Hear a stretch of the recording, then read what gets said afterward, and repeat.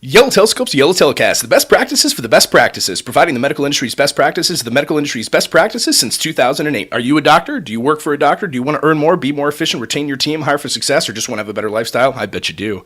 What should you expect from the podcast? A lighthearted, casual, fun, hopefully funny, informative, impactful, well-founded look at the medical industry from a pair of impassioned, competent, confident, experienced, talented, unquestionably good-looking industry leaders, men of the Renaissance, if you will, and even if you won't, who have hired, trained, and overseen some of the nation's top medical practices while enjoying Scotch whiskey, world travel, music, single malt Scotch whiskey, fine dining, not fine dining, family, art, Ryan bourbon whiskeys, and maintaining an absolutely perfect track record of growing practices by between $100,000 and over $1 million within the first year every damn time.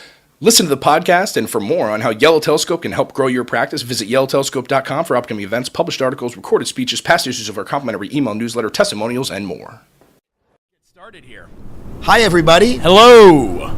Welcome to the YellowTelescope, YellowTelecast, YellowTelescope, Best Practices. YellowTelecast, best practice for the best practices. For the Best Practices podcast. Coming to you live from the fabulous Cosmopolitan Resort and Casino here in fabulous Las Vegas, Nevada. Wow, you have been waiting months just to say that, haven't you? Literally months. I always want to add the word casino. There's never a casino, and here we are. The fabulous Marriott, North Carolina, and Casino. Nope, never actually one in there.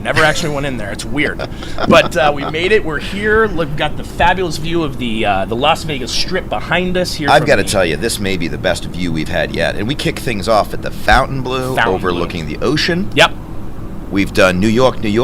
We did indeed. We were at the Gaylord Palms Convention Center and non-casino. There's no views in Orlando. Who's kidding who here? No. But this is just lovely. And you could tell this was done recently, if you're watching this recently, because they've got the new Ferris wheel behind us, got the link. I believe it's the largest Ferris wheel in the world, from what I understand. Yeah, and I like to reference this fun fact. The Ferris wheel was actually invented for the Chicago World's Fair of the 1890s. Really? It's true. It was actually the designer's goal and the World's Fair's goal to sort of one-up Paris's The Paris wheel? Fair. The Paris wheel? was actually outdone by a man named Ferris? It was not the Paris wheel, but what they're actually trying to outdo is the Eiffel Tower. Okay. I think they failed. It's a really cool wheel, but I think the Eiffel Tower, for me, pretty impressive. How's the weather? Look at this. We got a little sunset. It is gorgeous out here. It's a desert, and the temperature's coming down, but it has been just extremely hot here. Unseasonably warm. It's actually been seasonably warm. How warm is it out there? I mean, it is. We went out to the countryside. Cows producing evaporated milk. Just doesn't even come out liquid. It's just. The same farm, chickens, laying lovely hard-boiled eggs, just fully cooked, little salt, eggs. just a little dab of salt, a little pepper, which I find to be a little bit even more convenient.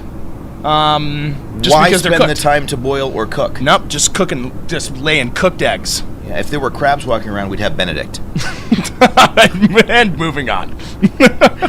No, we really beat that. I mean, it's a dry heat. It's sort of a dry hell here. So's an oven. Yeah.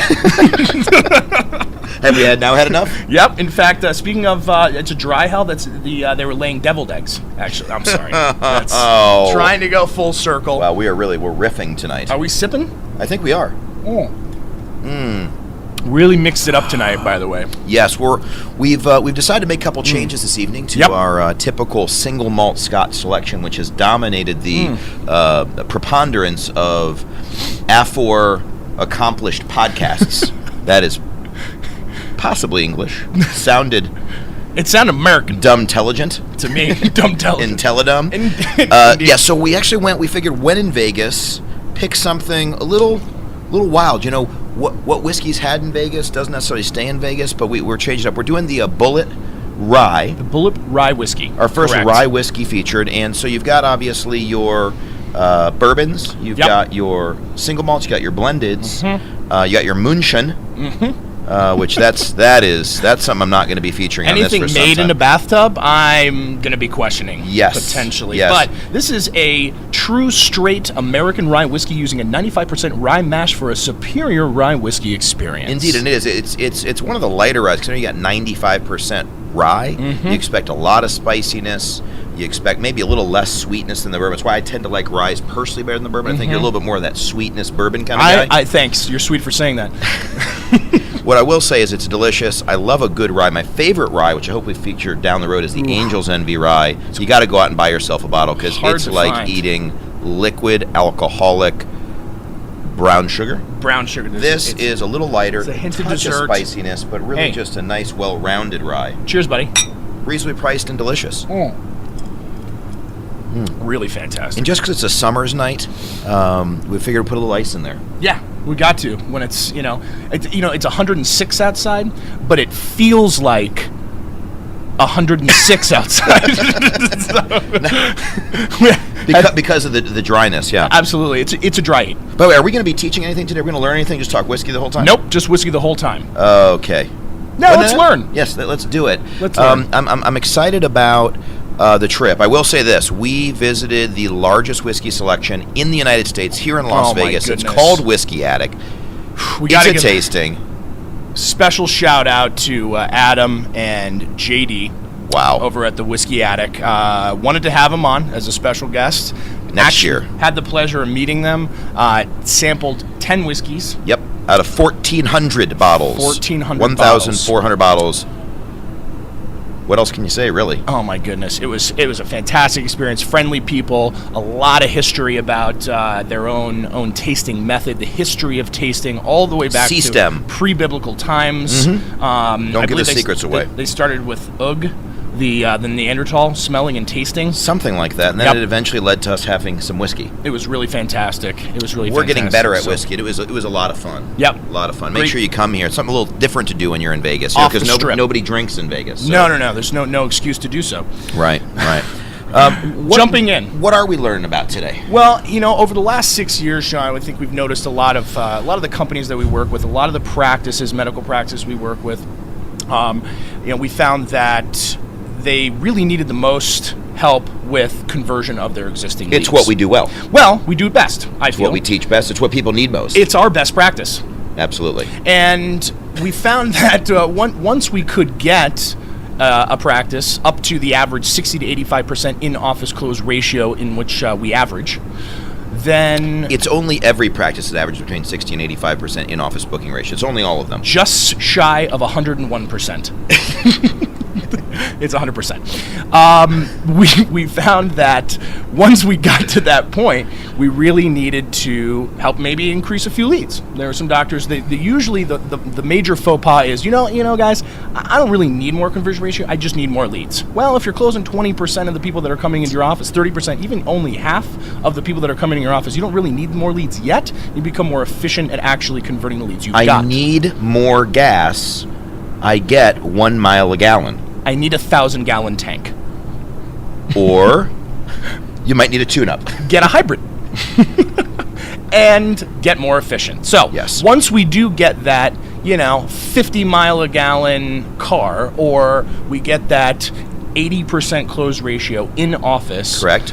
Then we can consider more leads. And especially with a lot of their online presence management is where we found a lot of the challenges. Practices all over the country that we worked with have said, gosh, I've got this web team and, they're pretty good, they're good, or hey, they're really doing fantastic. Or they're horrible.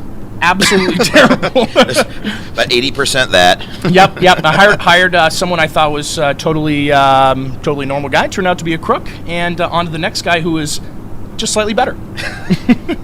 And what's interesting is even those who say to us, well, actually, I think they're pretty good. They do a nice job. And we say, well, why? Well, I guess I get some leads. Sure. Well, enough? I guess. Well, how many is enough? I don't know. Well, could you get more? Maybe. Probably. It's nebulous. It is indeed, at best. So, over the past few years, sort of in answer to this demand that we found, is sort of this niche, we've sort of started kind of like a sort of a sister company called the SE Oversight, which we'll discuss briefly. SE Oversight, the guardian angel overseeing your web presence, your online presence. I will watch over your online presence. Hallelujah, hallelujah, hallelujah. Almost. We're working on the harmony. So first, why don't we talk a little bit about some of the priorities? B with 14 O's. Boo. Why don't we talk about some of the priorities that I think that really are important for practices to know that can actually help to drive those leads, to help increase their online presence, maximize their search engine optimization. And I found this really neat article, by the way, in Forbes that kind of also highlights some of the challenges facing those who are either experiencing trouble with their web team, looking for a new one, or how do you pick one. We'll talk about that. We'll refer back to that in a little bit. Okay, great. Well, should I run through a little bit of the basics? So I think that as Ed had mentioned, because we focus on in-office conversion and getting the chips off the table, kind of getting the car tuned up, and all those analogies Ed ran us through, obviously it's the main priority. And one of the reasons we think we're actually fairly strong in teaching web stuff is because we're not web people per se. We didn't go to the tech school. We don't understand web development completely, so we can actually kind of explain it in layman's terms. And that's kind of what I've tried to do here. So let's go ahead and walk through it. So you're out there in podcast land. You're watching on YouTube. You download us from iTunes. You're in the car on the way to work, whatever it might be. You're in between consults, and you say, okay, I want to do better with web. I'm either paying some SEO guys or SEM guys or reputation management guys or whatever the heck these things are, and I'm either pretty tech savvy or I'm not tech savvy at all. John's already lost me, or I kind of am following everything John said. I just don't know if I can get more leads and how well my website's doing. So what we think is important to kind of walk through for future podcasts is a little brief synopsis of how we get ourselves ranked. The one thing we know is this: there's two goals when it comes to leads through the web. If you want to get leads through the web, you have to A, be ranked highly, so when people search on Google, search on Yahoo, search on Bing, they find you. And then second, once they find you, you got to make sure your website looks good enough and provides the appropriate information to ensure that they fill out a web form or call your phone number. So needless to say, you could rank, for example, number 1 in your entire city for a search term like tooth implants, or dental implants, or for rhinoplasty, or breast reduction surgery. Sure. And you could be number 1 on Google. Now, if they click on that website, and up comes a picture of jelly beans and says, please buy jelly beans, I'm confused. The person's probably not going to fill out a lead, even though you've got a lot of traffic to your website. And alternatively, you could build the most comprehensive breast reduction website in the history of the world, and if nobody finds it on Google, it's as though it doesn't exist. It's Nowheresville. It's Nowheresville. So we have to get both those things done. And what we do know is that Google determines this. Now, there's other companies, there's other things that have search engines, from Safari to Bing to Yahoo, and the reality is they humbly submitted for multi-billion-dollar companies don't matter. 90% of search volume is going through Google. Your second biggest search engine is actually YouTube, not Yahoo. The YouTube. So you've got to do what Google says. Google runs the world. Google is the most important. So what does Google look for? This magic thing in the sky called Google that runs the world. What do they want? Well, what Google basically is for your website is your librarian.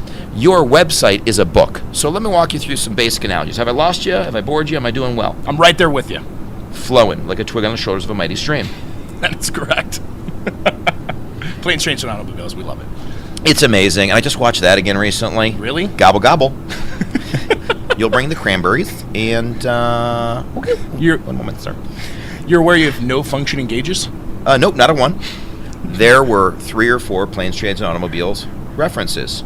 Right in a row. Darndest thing, though, radio's clear as a bell.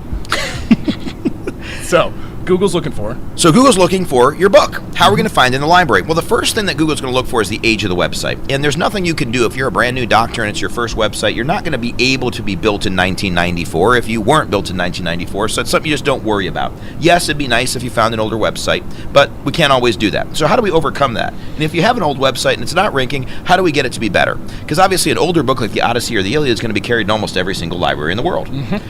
So age is important, but it's not the only factor. Just like a fine wine, there's some newer fine wines, there's some older fine wines. Yes, if you can get a Romani Conti circa 1942, you're good to go. How about that for a little sophisticated knowledge? I like that. Dropping some wine knowledge on you. You are a sophisticate. It's a Burgundy. Get the helicopters. We're not going to get through. Yeah, there's a chopper flying around here. What a gorgeous sunset. I wish tours. we could tape it, but we can't. You're missing out. Maybe next time. We're sorry. Well, okay, so you've got an old website or a new website. What are they going to look for next? Well, the next thing that Google's going to look for is how thick is your book? Because if you write a one-page children's book, it's going to say, well, that's not really a book. That shouldn't even be published. It's going to look for content. And that means more pages. Do you have an about page? And do you have some before and after photo galleries? And do you have some intro? And do you have a home page? And do you have a contact us page? More content, the blogs, the information. They're going to say, that's a thicker book. Someone really tried to write this puppy. So you're saying it's better to have almost a, compared to a short story, you'd rather have a 5,000-page tome? I was just trying to It's a silent B. It's not tomb. Tome. Tome? Tome. Yeah, I know. Could it be a tomb? Could be a tomb. It was You could bury a lot of mummies there. The Tome Raider? Yeah, tome. So you have a large, thick website, lots of information, absolutely correct. From there, and let's move a little bit more quickly now. Yep. Google is a genius. It's amazing. It's smarter than everybody. It actually reads the content to make sure it's well written. So if you are a specialist in facelifts or rhinoplasty, and you write the words facelift, facelift, facelift, facelift, facelift 6 times in a row, Google knows that you're just typing that in. Cheaters. So it can find what we call those quote-unquote keywords that you're cheating. And you didn't write good content. So they're going to say, well, this guy certainly wrote a lot, but he's no author. So now we have a website that's old. It's thick with lots of content. And it's very well written with nice sentences. Dr. Smith is a triple board certified plastic surgeon specializing in breast reduction surgery. His breast reductions have been performed on over 7,000 occasions. That kind of content, well written, is going to matter to Google.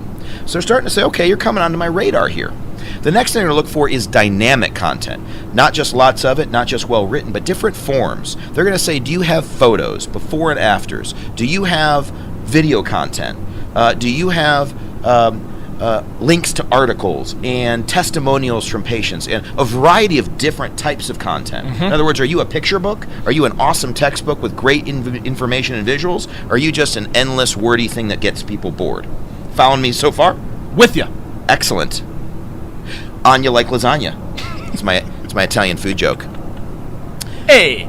The next thing that they're going to look for is they're going to say, wow, this website's really, really good, but it's an island. This is an individual book.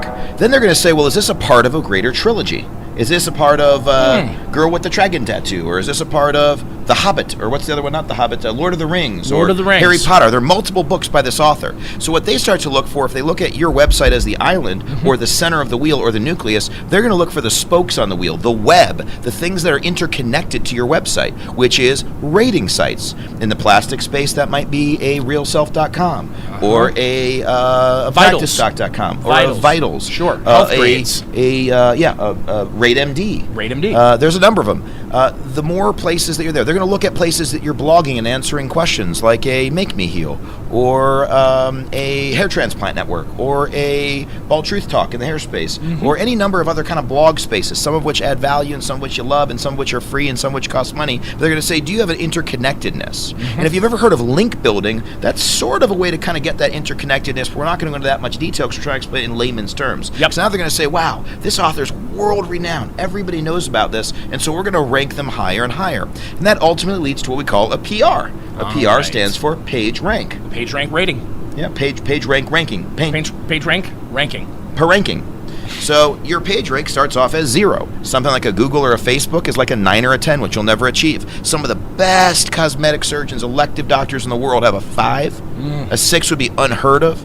But if you, in a small market, could get a 1 or a 2, you might be okay. All right. Certainly a 3 would be great. A 4 would be unbelievable. 5 would be amazing. So once you wrap your head, even if you have no interest in web, even if you've never had a website, even if it's not your focus, even if it's your worst nightmare and all you want to do is practice medicine or run the business or hire and train and manage, you can wrap your head around the concept of a library and a book and the Dewey Decimal System, if you will, that Google uses to find your website. And once you understand that, you can just start making decisions that are going to help you get more leads, like adding content, like making sure it's well written, like making sure it's dynamic, and you have different varieties of it. And these are things that even someone who's not techie can understand.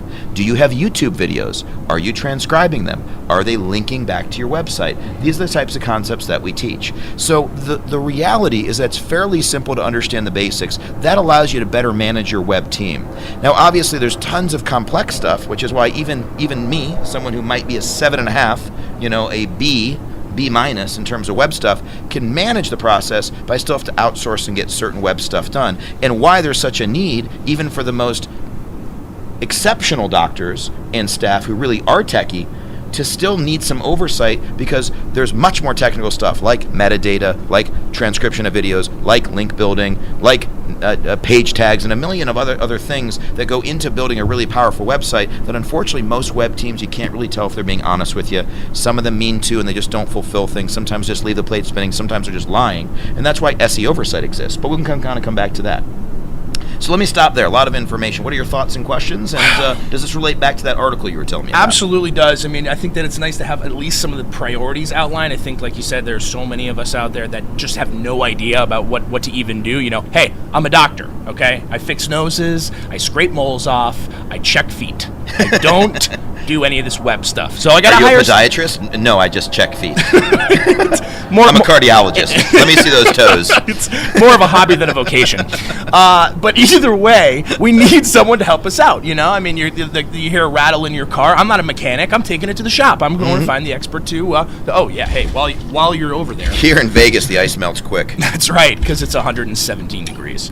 But it feels it's like actually only 117. It's 117 Celsius, I believe. Either way, we found this interesting article that kind of alludes to that sort of challenge. This actually comes from Forbes magazine. Not familiar, probably an unknown. Forbes? Nope. Nope, never heard of it. Thank you to Joshua Steimel, I believe. Perhaps Steimel, most likely Steimel. Contributor. He writes about startups, Hong Kong, and online marketing. Limes backwards. Steimel? That's probably not true. So, first, a few things. There's a lot of challenges. Of course, ironically, what do you do when you're searching for an SEO company? Do you Google it?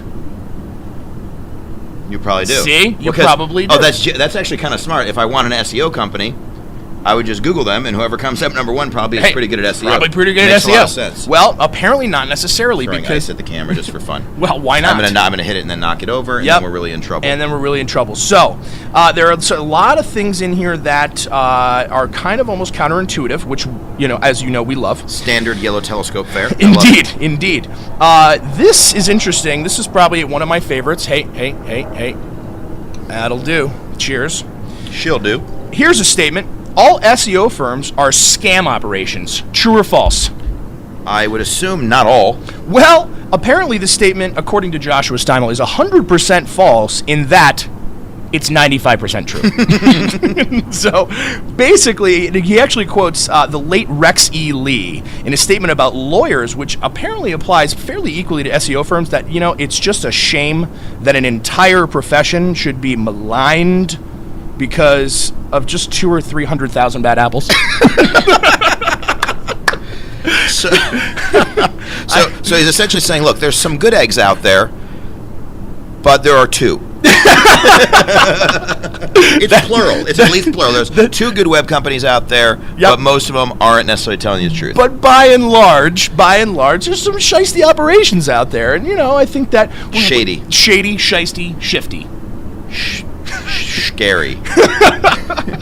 So when you've got to try to find someone, what do? Do you Google it? Well, apparently a few things. Apparently there's a little secret here, which is he talks about his own SEO firm, and it kind of harkens back to what you were saying, that older can be better if you've just got the older website. So he's saying that his site is ranking just because it's older. It's just been there for years, since 1996. They may not do any good work. That's right. They may just pop up first, just because, hey, if they're doing SEO like it's 1999, wasn't that a Prince song? In the revolution, I don't know. So then, maybe it won't be the best choice for you. Another interesting point is that they said that the SEO firm for you might not be really much of a firm at all. It could actually be a one-man shop. Yeah, like two guys on a balcony.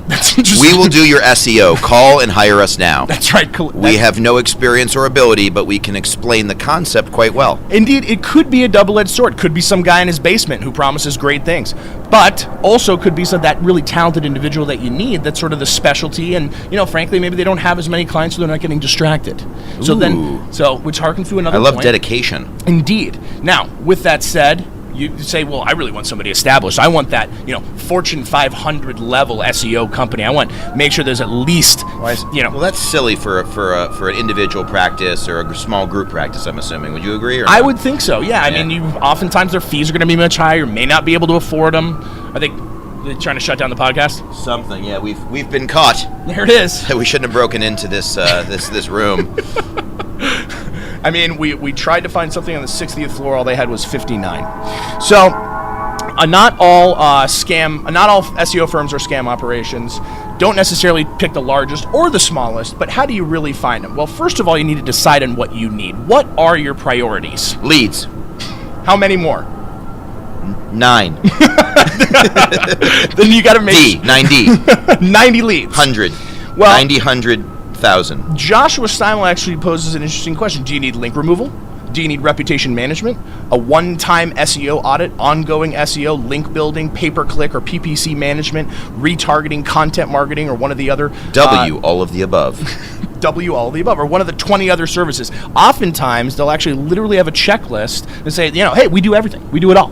So maybe find something that's a little bit more focused based on what your needs are. Have a goal in mind, Joshua says, by which you will measure your success of your engagement with your SEO firm. In some cases, you got to make the boss happy. Maybe you're a practice manager out there and, Doc says, hey, we really need an SEO firm, so you just go find the next one, close your eyes and point in the phone book. Sure. I go with the dart at the wall. Just dart at the wall. There it is. Hey, WXY. Which came up. So sometimes you just fulfill that need if it's that basic. But of course you want somebody productive. Number 2, get multiple consultations. But shh, keep it a secret. I'm only talking to you. There's no one else here. I love you. I thought we were talking to the microphone. There. Wow, this really took a turn for the best. I love you, Ed. This has been great. I love you too, John. I love your website thoughts. They're from Joshua Steinwell. So this guy has no idea he is being I wouldn't say tweeted. Oh, no. Recasted. We're going to blow him up because we're going to transcribe the content of this video and podcast. It's like fly fishing. He's been recasted. So, nope. Multiple consultations. Often they will provide free consultations, which I think we're big believers in. Uh-huh. And, they'll gladly offer the free consultation because they know by doing so maybe they'll have the opportunity to just blow your mind with all their knowledge, hit you with some knowledge. Well, let me ask you this question, Sure. Ed. So let's say I say, okay, well, look, this is good information. I've got a better understanding of the basics of what to think about and what matters related to my website and getting leads. I understand that, a couple of tips on kind of trying to better vet a potential SEO firm. I understand I can't just pick the top one on Google. I can't just, interview one. I can't tell them I'm interviewing 3. Shh. Etc. But what if I just say, the reality is, what do I do at that point? How do I oversee them? How do I make sure they're really being honest? I don't know enough of the really techie stuff. That's really true of me. I don't know enough of the high-tech, super detailed, webby stuff. Nope. To make sure that they're really being honest and doing what they say they're going to do. What could I do? You could find someone that will consult you and guide you through the process. Perhaps a guardian angel overseeing your online presence. Wow. I would love to be watched over. That was a planned segue. Tell me about SE oversight. All right, so here's your sales pitch of the day. So real briefly, we have a sister company we just opened. It's going extremely well. We're here at the multi-specialty meeting here in Vegas, over 1,600 attendees. We just rocked our talk. Yep. About quadrupling patient scheduling ratio. We rocked our 2 booths in the convention center. We have signed over a new SEO client per quarter day for the last 2 days. So we didn't know it would be quite this successful. It's clearly a need. So the easiest thing to do is just check out seoversight.com. SEO as in search engine optimization, what gets you rankings on Google. Oversight as in overseeing, but SITE, like overseeing your site. Your website. If you spell it wrong, it'll still redirect to the right website because we bought out every single iteration of however you could misspell this bad boy. Amazing.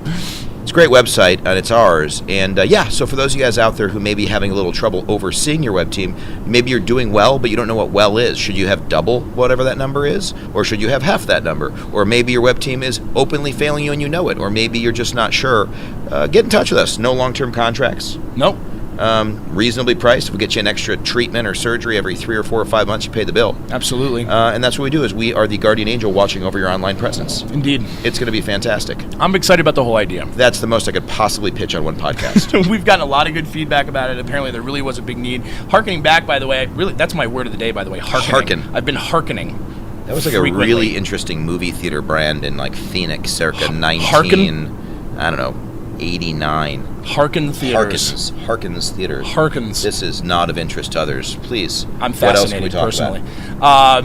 Thanks to everybody who came by the booth, by the way. Wow. We always enjoy this event. This is kind of our flagship Yellow Telescope Busiest trip conference. Busiest trip yet over the past, 3, 4, 5 years that we've been attending.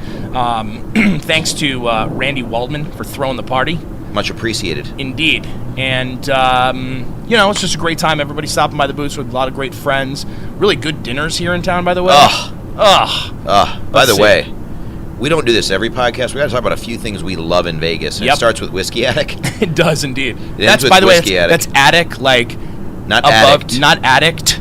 I think it was a rehab next door. It's too expensive to get addicted to whiskey. You get whiskey, you get addicted to Schlitz.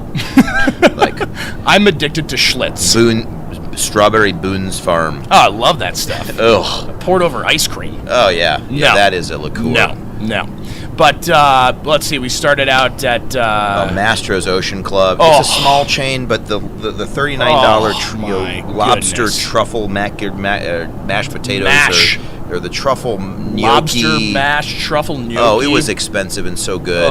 It was expensive and so good. We started with the oysters, which were delicious. Oh, silliness. It was silliness. Got the big bone and Thick ribeye steaks. going. Oh, that's great. Two words. Butter cake. Yeah, we went to Picasso, by the way, the next day. It was unbelievable. Picasso, another fancy schmanz place. You got to wear a jacket. So I go in, and I said to the bartender, and he gives me a Lock Do, DHU, black whiskey, which is cool. And I tell this guy, hey, why is it called Picasso? Because there's Picassos on the wall. I'm like, are they real? He says, yeah, they're real. I said, what if I want to buy out the place? I make hundreds of dollars a year. Every year, regardless of year. And he said, he's like, we got about $500 million in Picassos in this restaurant. 500 million plus. $500 million, $500 million. Unbelievable Picassos. Unbelievable, exquisite meal. That was great. Fancy, take your date there. Not a party scene. No. And wow, what about last night? Hey. What was it? H. Schneike's. Rose Rabbit Lie? Rose Rabbit Lie at the Cosmo. Unbelievable. Great meal. Tapas style? Yep. Caviar tacos and lobster salads and more fancy schmancy. Oh, by the way, schmancy pants. It was coined by one of our coworkers, John Barry's wife, Amanda Barry. The Miami Heat have lost the NBA Finals because we just didn't. I still love them to death. I love Labrizzi. I love D Wade. Just pour salt on the We wound. got beaten handily, and kudos go out to the Spurs. But Amanda Barry, who's a Heat fan. Tim Duncan, go Deeks. Referenced, and I don't think that this is anti-Parisians, anti-French. I love the French. We love the French. We referenced Burgundy just a moment ago. Calls Tony Parker Francie Pants. Francie Pants. Because he's French. So last night, Rose Rabbit Lie, unbelievable variety show. Just a silly, weird time. Strange things happening there. Yep. R-rated, bordering on NC-17. Yep. Oh, it was great. And tonight we have a slice of pizza. Yeah, that's right. Have some fine dining, and we like to do is just sample go polar opposites. We're going to Secret Pizza here at the Cosmo. It's Google delicious. it. Not actually a secret. And these guys, I'm the old man around here. They took me out a couple of clubs. We did the Marquee. We did the Light, the Hakkasan. The Light, the Hakkasan. Sure. Really, really. We are awesome. We are hanging on to our coolness by a thread. Just I'm by still a thread. cool. Still cool. Just hang on till Don't next drop year. me. My son's going to listen to this in like 25 years and be like, you were a dork and still are a dork. Make no mistake. Nope.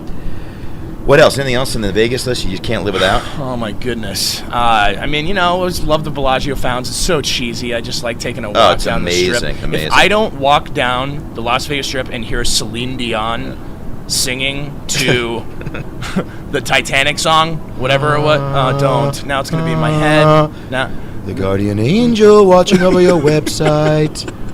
It is SEO oversight.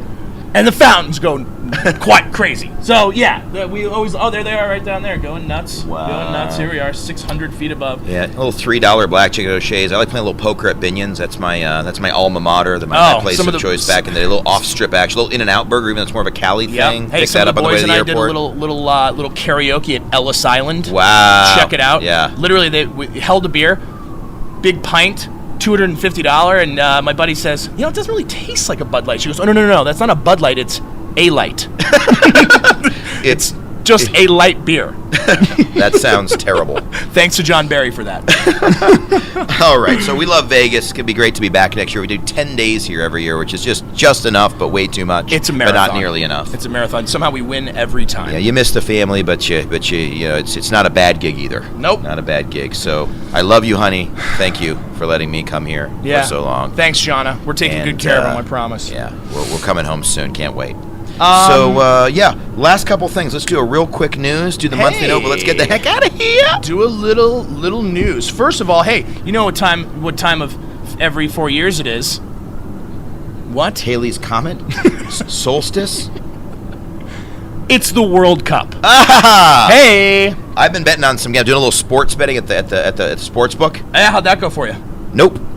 Is that the monthly The note? monthly note. How did everything go at the sports book? Nope. Nope. I've won 5 years in a row. I'm not a big gambler, but I like a lot of poker, but I haven't had time to play poker here. And I've been gambling, and wow.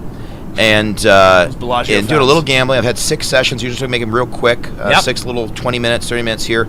I've won 0. I've lost all 6. Yep.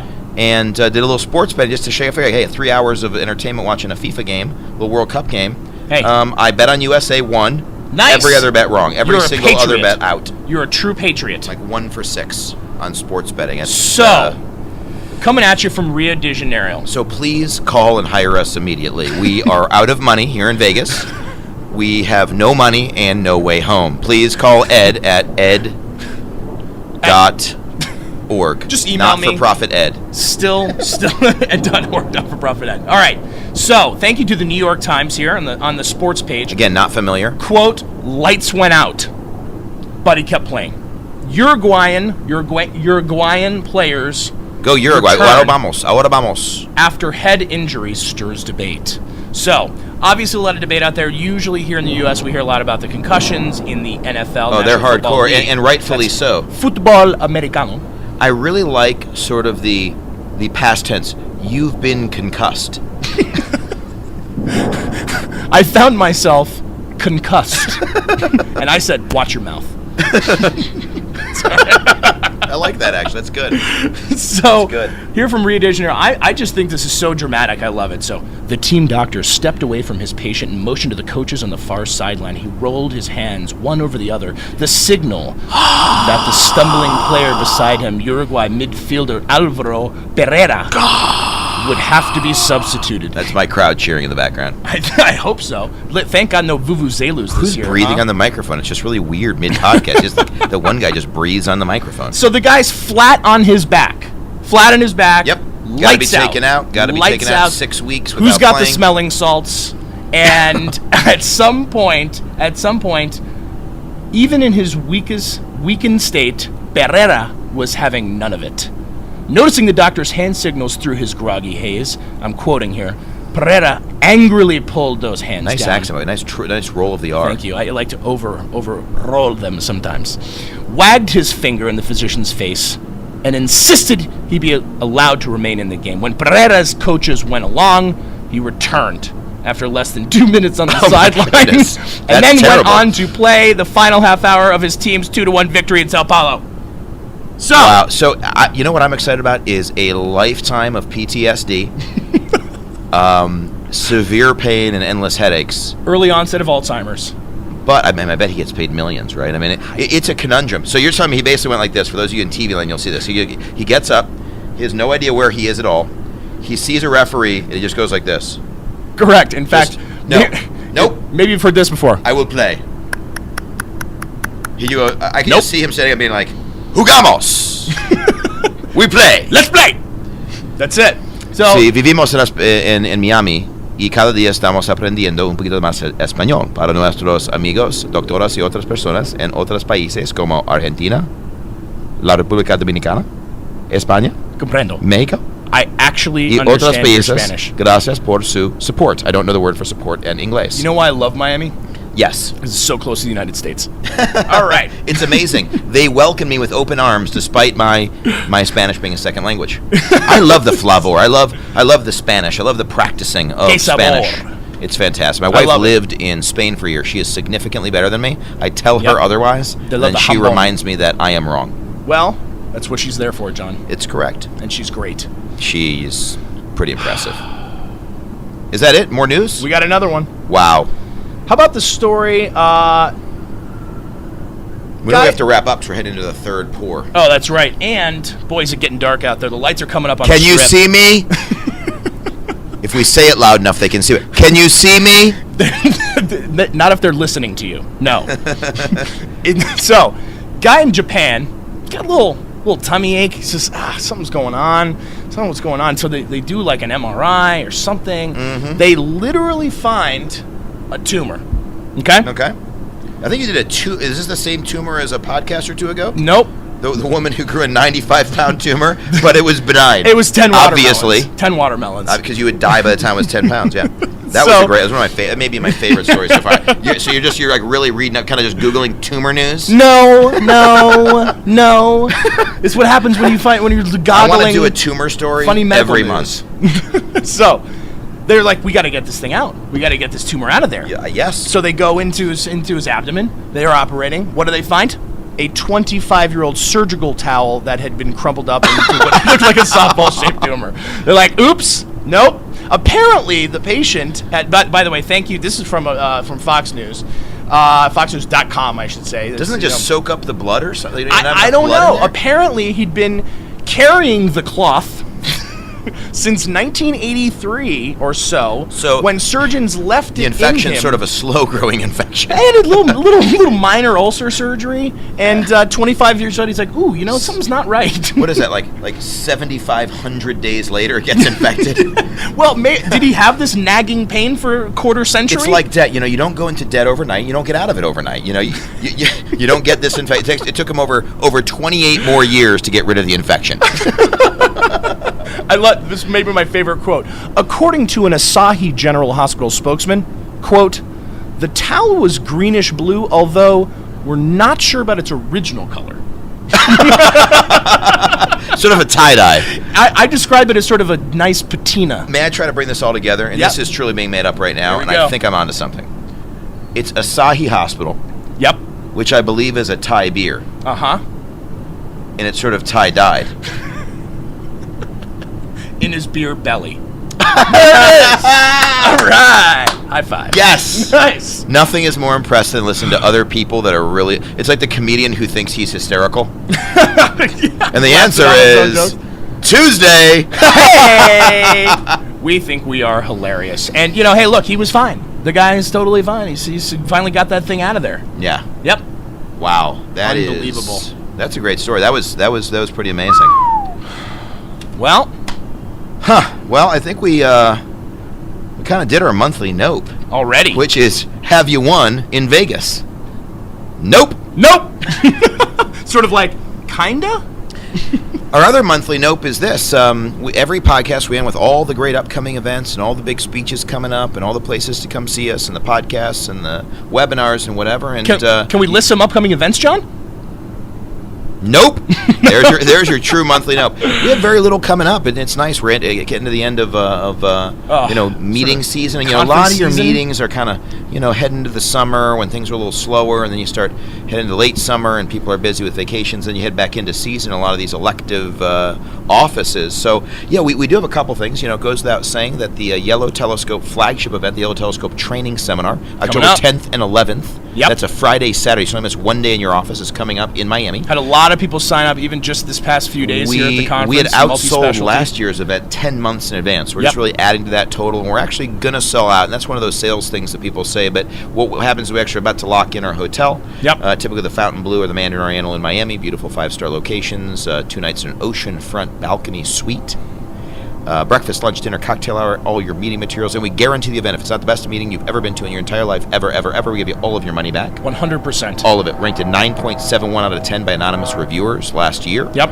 Over 100 testimonials on YellowTelescope.com. Lots of old examples of some talks and speeches to whet your appetite. So it's WHHHHET. It's a hard H. Your appetite. Indeed. But I guess we have that October 10th and 11th. So make sure you contact us at info@YellowTelescope.com or give us a buzz. Go to YellowTelescope.com if you want some information on that.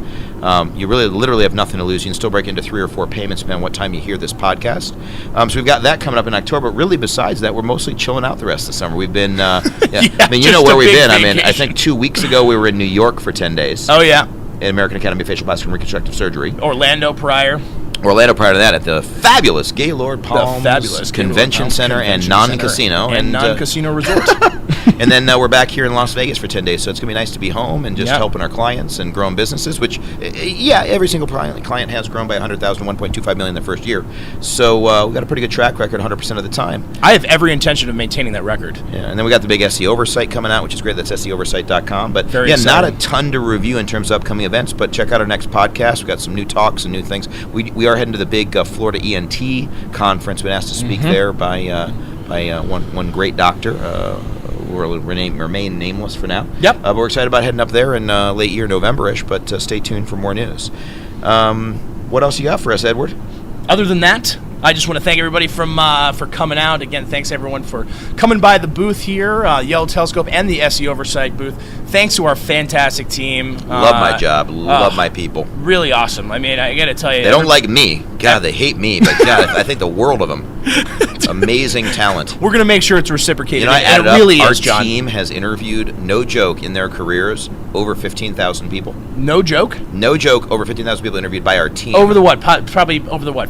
Past 12, 15 years, something like that? 12, yeah, 12, I mean, not yesterday.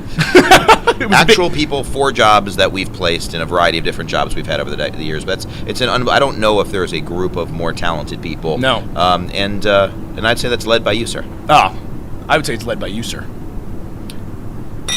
From Vegas.